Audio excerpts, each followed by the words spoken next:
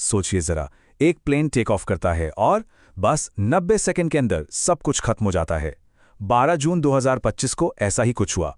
आज हम air India की उड़ान 171 की उस दर्दनाक कहानी को समझने की कोशिश करेंगे और जानेंगे कि उस दिन असल में क्या हुआ था। ये थे वो आखिरी शब्द जो उस प्लेन के कॉकपिट से सुनाई दिए। एक सवाल और एक इनकार, बस यही छोटी सी बातचीत इस पूरे हादसे के दिल में है और ये एक बहुत बड़ा सवाल खड़ा करती है। क्या ये एक टेक्निकल खराबी थी या फिर एक इंसानी भूल? तो चलिए सेक्शन 1 में उस दिन की उस उड़ान के बारे में जानते हैं। जो कुछ भी गलत हुआ उसे समझने के लिए हमें उस दिन की शुरुआत में लौटना होगा, जब सब कुछ बिल्कुल सामान्य लग रहा था। तारीख थी 12 जून 2025। अहमदाबाद एयरपोर्ट पर माहौल बिल्कुल आम था। एयर इंडिया का एक नया नवेला बोइंग 787 ड्रीमलाइनर लंदन के लिए तैयार खड़ा था। प्लेन में 229 पैसेंजर्स और 12 क्रू मेंबर्स समेत कुल 241 लोग सवार थे।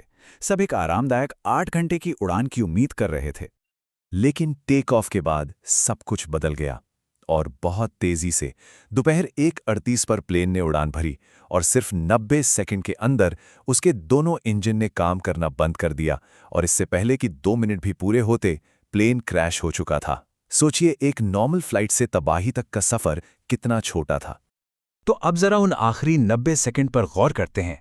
वो कौन से पल थे जब टेक ऑफ के ठीक बाद सब कुछ इतना बिगड़ गया? टेक ऑफ बिल्कुल नॉर्मल था। प्लेन हवा में था, ऊपर की ओर बढ़ रहा था, लेकिन फिर जैसे ही पहियों ने जमीन छोड़ी उसके ठीक 90 सेकंड बाद कहानी पूरी तरह बदल गई। यही वो पल था जब एक रूटीन फ्लाइट एक भयानक हादसे में तब्दील हो गई। हुआ ये कि बोइंग 787 के दोनों इंजन एक साथ बंद हो गए। एक ही झटके में प्लेन की सारी पावर चली गई और कॉकपिट वॉइस रिकॉर्डर से जो बात पता चली वो और भी चौंकाने वाली थी कि पायलट्स को भी इसका कोई अंदाजा नहीं था।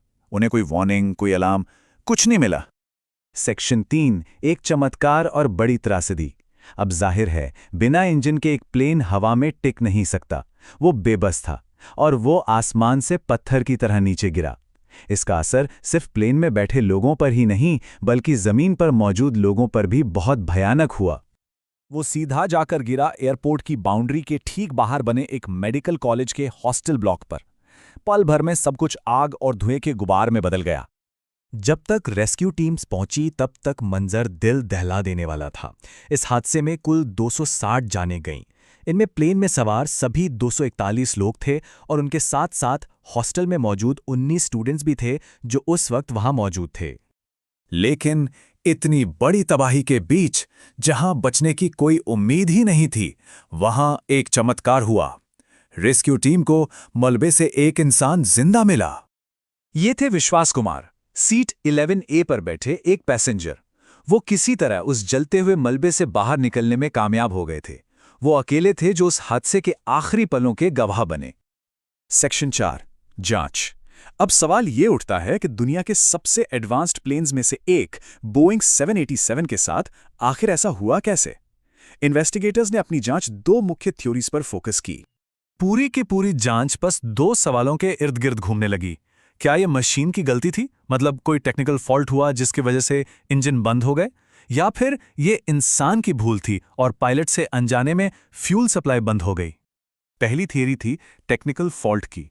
इसके हिसाब से प्लेन में कहीं पानी लीक हुआ, उस लीकेज की वजह से एक जरूरी इलेक्ट्रिकल सिस्टम में शॉर्ट सर्किट हो गया और उस शॉर्ट सर्किट ने ऑटोमेटिकली फ्यूल स्विच को रन से कट ऑफ पर कर दिया, जिससे इंजन तक फ्यूल पहुंचना बंद हो गया। पायलट्स के परिवार भी इसी थियरी को सही मानते थे।